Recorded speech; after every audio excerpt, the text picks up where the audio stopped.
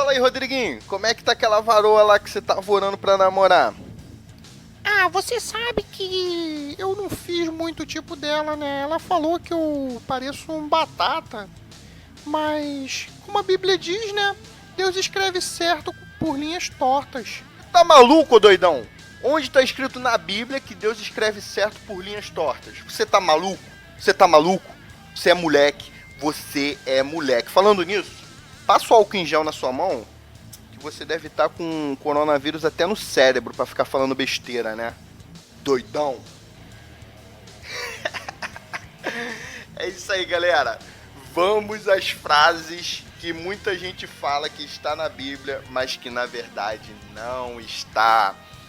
E se você gosta desse tipo de conteúdo, de curiosidades bíblicas, coloque aí nos comentários que eu vou fazer mais vídeos e posso criar até uma série somente de curiosidades, de controvérsias, de diversas coisas, mistérios da Bíblia. Coloca aí que a gente cria um quadro somente disso aqui no canal. Mas vamos direto ao assunto. Compartilhe esse vídeo com seu amigo que gosta de falar baboseira e dizer que está escrito na Bíblia e não está. E já inscreva-se no canal se você gosta desse tipo de conteúdo. Fechou? Vamos lá para a primeira frase que eu ouço muito e que as pessoas falam como se fosse bíblica. O dinheiro é a raiz de todos os males. Essa frase você não vai encontrar em lugar nenhum na Bíblia.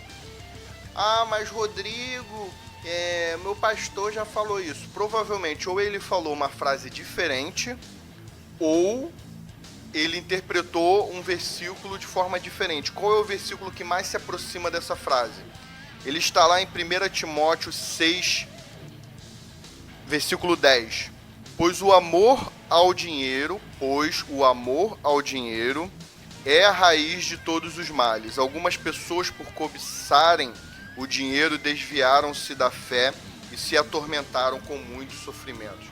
Deus quer que você prospere, Deus quer que você tenha muito dinheiro, e quando você fala que o dinheiro é a raiz de todos os males, isso impede você de prosperar e de enriquecer. Então entenda que o problema não está no dinheiro em si, mas no amor ao dinheiro. Inclusive, muitos paradigmas que nós temos com relação ao dinheiro, desde a nossa infância, ou que a gente ouve dentro da própria igreja, fazem com que nós nos tornemos medíocres, financeiramente falando. E uma das melhores formas de você prosperar financeiramente é você adquirir um conhecimento específico de alguém que é autoridade no assunto. Então eu sempre tenho indicado para as pessoas, e eu vou começar a indicar agora aqui no canal também, um e-book chamado Finanças à Luz da Bíblia. Eu vou deixar o link aqui na descrição desse vídeo. Clica lá e baixe hoje mesmo para você começar a mudar sua mentalidade, aprender a administrar seu dinheiro, a quitar suas dívidas e até começar a investir. Por que isso? Por que é tão importante você ter o controle sobre as finanças? Porque o dinheiro, ele é um ótimo funcionário, mas ele é um péssimo patrão. Então você não pode servir ao dinheiro, mas ele pode te servir e ele pode multiplicar e crescer muito. Para quê? Para que a obra de Deus seja feita aqui na Terra. Não tem jeito. Você, para construir uma igreja, você precisa comprar material de construção, você precisa de dinheiro. O cristão que acha que o dinheiro é ruim e prefere não ganhar dinheiro por causa disso, na verdade está vivendo fora da palavra de Deus. Então baixe esse e-book e traga essa luz à sua mente sobre dinheiro e as finanças à luz da Bíblia na sua vida. Fechou? Então você precisa de dinheiro sim para ajudar a sua igreja a se manter, pagar a conta de luz, pagar o ar-condicionado, né, aqui na conta de luz, né? Pagar os funcionários da igreja para fazer limpeza, pagar o aluguel do prédio, se o prédio for alugado, construir um novo prédio, né, ajudar a sua igreja em diversas formas, ajudar nas obras sociais, instituições de caridade, ajudar os pobres. Então, pessoal, eu perdi um pouquinho de tempo nessa primeira frase aqui, porque muito cristão tem vivido uma vida medíocre e até uma vida infeliz e pobre financeiramente falando, por achar que o dinheiro é a raiz de todos os males. Não, você pode ser muito próspero, ter muito dinheiro e mesmo assim não amar ao dinheiro, mas tê-lo apenas como um servo. Tenha ele como um servo e não você servir a ele. Fechou? O dinheiro, ele é um meio e não um fim. Então baixa o e-book lá para você entender um pouquinho mais do que eu estou falando aqui. Então vamos logo direto à segunda frase. O cair é do homem, mas o levantar é de Deus. Isso também é outra frase que eu já ouvi até em púlpito. ouvi pregador falando lá na frente que o caiu do homem é levantar de Deus como se fosse uma frase bíblica. Tá errado? Não, não tá errado. Não é uma frase bíblica, mas não é fora do que a Bíblia diz, entendeu? A Bíblia, ela traz base para essa frase. Então, mas o que eu quero trazer aqui? Que às vezes a gente fala frases como se elas estivessem na Bíblia e elas não estão. E essa frase é uma delas. O que a Bíblia fala sobre isso? Salmos 145:14, ele diz assim: o Senhor ampara todos os que caem e levanta todos os que estão prostrados. Esse é o versículo que mais se aproxima dessa frase, mas não existe essa frase que o cair do homem e o levantar de Deus. Fechou? E eu desafio você a pesquisar na Bíblia, pesquisar no Google, pesquisar onde você quiser pesquisar e mostrar aqui pra mim que essas frases que eu tô falando aqui existem na Bíblia. A próxima frase é a frase que o nosso moleque aqui falou, que é: Deus escreve certo por linhas tortas. Isso, além de não estar na Bíblia, está totalmente errado. Se fosse reformular essa frase da maneira certa, seria: Deus escreve certo por linhas certas. Entendeu? Deus nunca escreve por linhas tortas. E o que a Bíblia fala que se aproxima disso? Isaías 55:9. Assim como os céus são mais altos do que a terra, também os meus caminhos são mais altos do que os seus caminhos, e os meus pensamentos mais altos do que os seus pensamentos. Então o que isso me traz? O que isso me revela?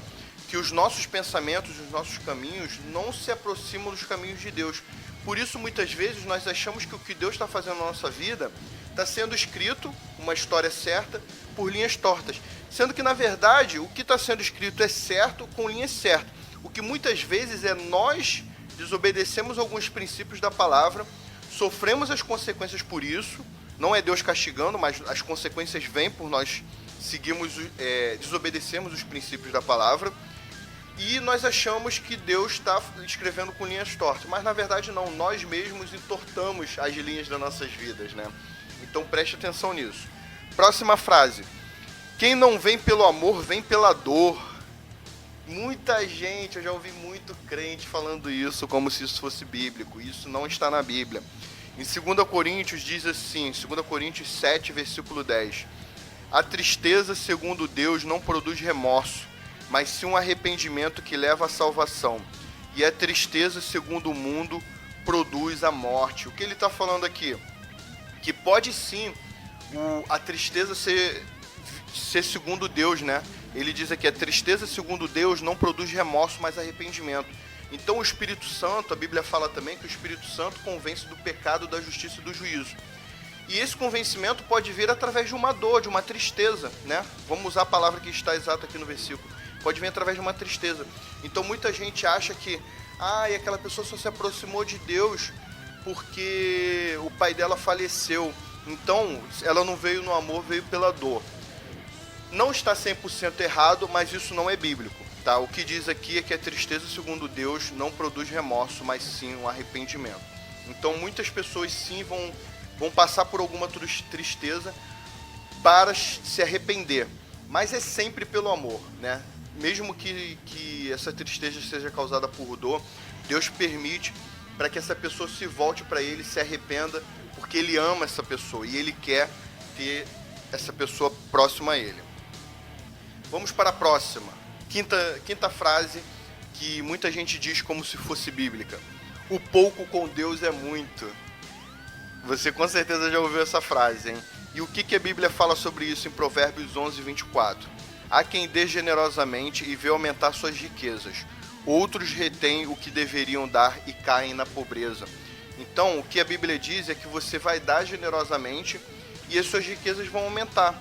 Mas não diz que você tem que porque você dá pouco, isso se torna muito com Deus, né? Isso não está escrito exatamente assim. O pouco com Deus é muito. Não, claro que o pouco que você dá, se for muito para você, ele tem um grande valor para Deus, porque mostra que o seu coração não está naquilo, o seu coração não está naquele dinheiro, não está naquele valor, naquela quantidade, mas está em Deus. Então, é muito importante a gente tomar cuidado com essa frase, tá? Porque ela realmente não está na Bíblia, mas não está totalmente fora do que a Bíblia fala sobre você dar pouco e receber generosamente. Inclusive aqui, esse é um versículo que fala sobre riqueza, que é muito importante, né? Por isso que eu indico o e-book que está lá na descrição desse vídeo, né? E ver aumentar suas riquezas. Então Deus quer sim que as riquezas aumentem, que os bens materiais, que as finanças nossas prosperem, cresçam, se multipliquem. Fechou? Essa é a vontade de Deus. Sexta frase. É dando que se recebe. Desculpa eu te decepcionar, mas essa frase também não é bíblica. O que diz em Gálatas 6:9 é: e não nos cansemos de fazer o bem, pois no tempo próprio colheremos, se não desanimarmos. Então não quer dizer que você vai dar e vai receber, exatamente. Como a frase diz, né? Dando que se recebe. Mas ele diz pra gente continuar fazendo o bem. Em algum momento você vai colher aquele bem ali. Então assim, quando você diz que é dando que se recebe, muitas vezes a pessoa fica ansiosa de receber e acaba, quando não recebe no momento, exatamente naquela hora, né, ou no dia seguinte, ela desiste de continuar fazendo o que é o bem, de continuar dando. E não é isso que tem que ser. Então ele fala aqui: não cansemos de fazer o bem, não cansar. Você tem que continuar fazendo mesmo que você não veja a recompensa, pois no tempo próprio, então tem um momento de colheita. E outro versículo que fala sobre isso é Atos 20:35. Em tudo que fiz, mostrei a vocês que mediante o trabalho árduo devemos ajudar os fracos. Lembrando que as palavras do próprio Senhor Jesus, que disse: a maior felicidade é em dar do que receber. Então ele diz que é a maior felicidade em dar do que receber, e não que é dando que se recebe. Fechou? Tem muita gente que muda essa frase aí. Sétimo, estão gostando? Estão gostando da curiosidade? Se vocês estão gostando dessas frases e você já ouviu alguém falando essa frase, coloca nos comentários aí, compartilha com essa pessoa aí que você já ouviu falando uma dessas frases aí como se fosse bíblica. Deus tarda, mas não falha. Essa frase também, canso de ouvir também as pessoas falando. Você está numa praça conversando com alguém, você vai ouvir alguém falando isso: Deus tarda, mas não falha. Mas o que a Bíblia diz? Também tem 2 versículos sobre isso. Isaías 64, versículo 4, que diz assim: desde os tempos antigos ninguém ouviu, nem o ouvido percebeu, e olho nenhum viu outro Deus além de ti, que trabalha para aqueles que nele esperam. Então realmente nós temos que esperar, e que Deus vai trabalhar por nós. Mas não fala que ele tarda. Nós é que temos que esperar o momento de Deus. O Deus vai fazer no momento certo. Nós é que muitas vezes somos ansiosos e não queremos esperar e achamos que Deus está tardando, né? 2 Pedro 3:9. O Senhor não demora em cumprir a sua promessa. Olha só. Aqui a frase é: Deus tarda, mas não falha. Mas em 2 Pedro 3:9 fala: o Senhor não demora. Então ele não tarda, tá? Em cumprir a sua promessa, como julgam alguns. Inclusive, então, essa frase ela é antibíblica. Ela não só não está na Bíblia, como ela é antibíblica. Ao contrário, ele é paciente com vocês. Ou seja, muitas vezes o resultado do que nós estamos esperando está demorando, não é porque Deus tardou ou porque Deus demorou, é porque ele está sendo paciente até a gente chegar no nível de receber aquela bênção ali, ou aquela situação acontecer na nossa vida, né? Não querendo que ninguém pereça, mas que todos cheguem ao arrependimento. Então é isso. Vamos para a frase 8. Não cai uma folha da árvore sem que Deus queira ou permita. Com certeza você já ouviu até pastor falando isso, né? E isso não está na Bíblia. A frase que mais se aproxima, mas também nem é tão próxima assim, diz em Lucas 21:18. Contudo, nenhum fio de cabelo da cabeça de vocês se perderá, né? Então as pessoas, essa frase, que não caiu uma folha sem que Deus queira ou permita, né? Sem que Deus permita, na verdade ela está no Alcorão. Se você pesquisar, você vai ver isso, tá bom?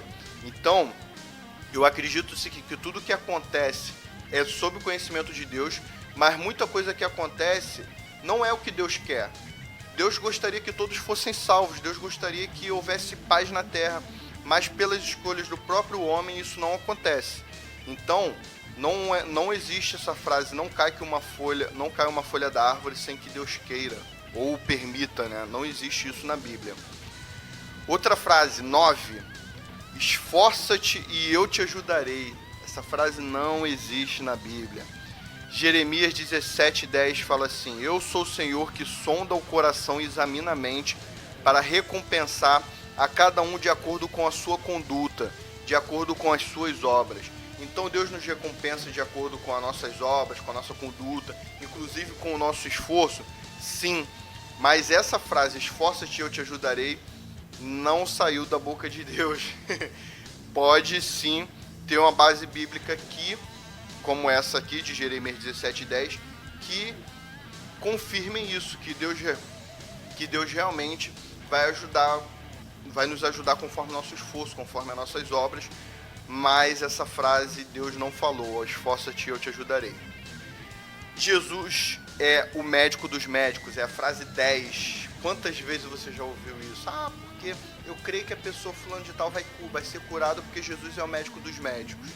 A Bíblia fala que Jesus é o Senhor dos senhores e Rei dos reis, mas médico dos médicos não existe na Bíblia. O que a Bíblia fala sobre Jesus ser o médico?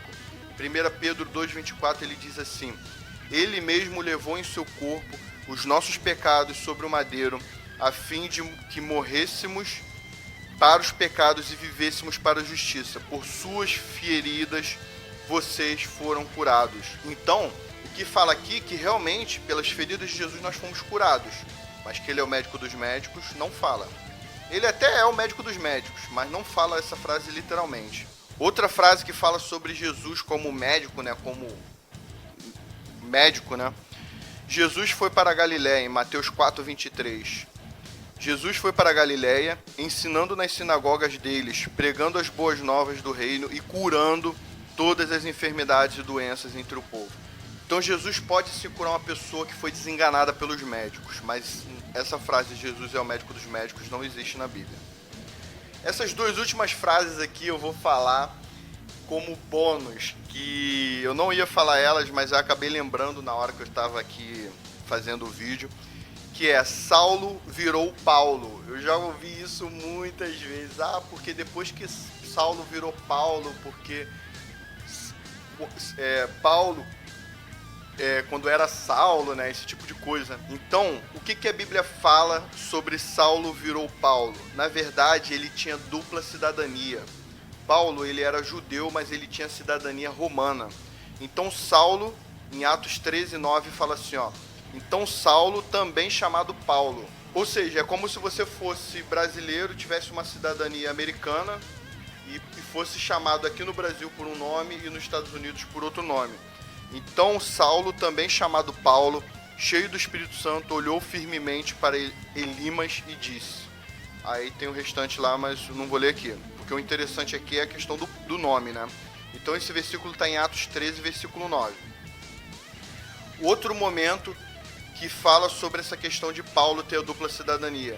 Atos 22:25.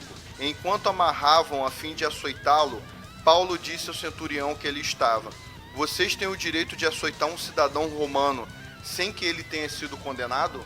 Então Paulo mostra aqui para eles que ele era um cidadão romano. Ele era judeu, mas ele também era um cidadão romano. E isso dava a ele, isso era comum entre os judeus, quando tinha dupla cidadania. Dava a ele dois nomes, Saulo e Paulo. Então Paulo nunca deixou de ser Saulo e Saulo nunca se tornou Paulo. Na verdade, sempre foi a mesma pessoa e ele sempre teve os dois nomes, porque ele sempre teve essa dupla cidadania. Outra frase também que eu ouço bastante as pessoas falarem e tem muito a ver com interpretação de texto, que é: Elias foi arrebatado numa carruagem de fogo. E a Bíblia fala em 2 Reis 2:11, eu vou ler aqui exatamente como o versículo diz e você vai interpretar da maneira que você acha melhor. E eu vou mostrar como é que se interpreta de verdade. De repente, enquanto caminhavam e conversavam, apareceu um carro, ou uma carruagem de fogo, puxado por cavalos de fogo que os separou. Vírgula. E Elias foi levado aos céus num redemoinho. Então Elias foi arrebatado num redemoinho. Ele estava falando aqui desse momento que os separou. Elias foi separado de quem? De Eliseu, que era o discípulo dele ali no momento, que estava ali com ele naquele momento. Então, a carruagem de fogo separou Elias de Eliseu. Ele tirou Elias de perto de Eliseu. Mas no momento, isso foi o primeiro momento, a separação. Mas no momento que ele foi arrebatado, aqui diz, e Elias foi levado aos céus num redemoinho. tá bom? Então ele não foi levado na mesma carruagem que separou ele de Eliseu. A separação é uma coisa, levado aos céus é outro momento, tá? São dois momentos diferentes. Então essas foram as 12 frases que a gente ouve muito falar que estão na Bíblia e não estão. Eu lembrei até de uma frase agora, que eu falei de Paulo. Eu vou dar uma pesquisada rapidinho aqui e já volto. Para vocês vai ser no estalar de dedos. Mas eu vou dar uma pesquisada aqui rapidinho, que é falando que Paulo caiu do cavalo. Será que Paulo caiu do cavalo? Deixa eu achar essa passagem aqui. Aqui, pessoal. Atos 9, versículo 3. Eu vou ler até o versículo 5.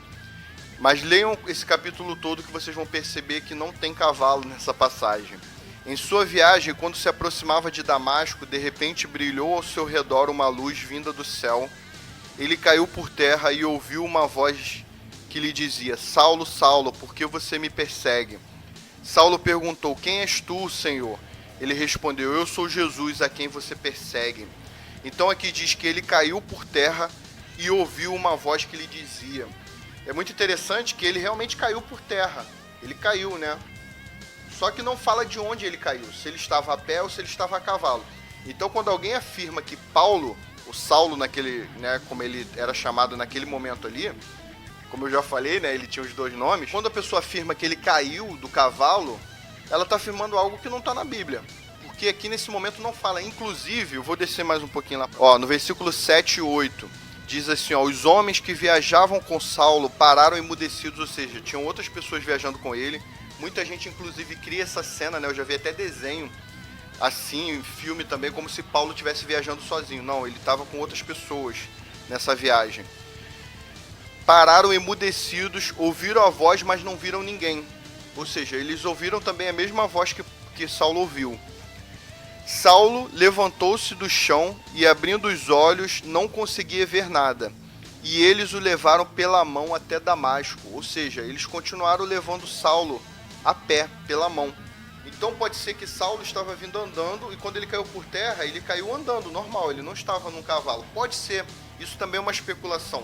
Não tem como você afirmar 100% que Saulo estava no cavalo, mas também não tem como afirmar 100% que ele estava a pé. Ele simplesmente caiu no chão. Ele pode ter caído de um cavalo ou ter caído andando normalmente.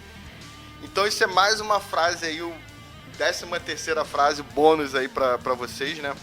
E se você gostou, a gente vai finalizar já o vídeo, mas eu quero deixar alguns recados aqui muito importantes. Se você gostou, deixa as perguntas com curiosidade bíblica, coisa que você lê na Bíblia e não entende, que a gente vai falar sobre isso aqui nos próximos vídeos. A gente vai criar, como eu falei, se tiver bastante visualizações, se bater 200 visualizações nesse vídeo, a gente cria uma série sobre isso. Sempre busque na Bíblia se de fato o que você está falando ou o que você está ouvindo é bíblico.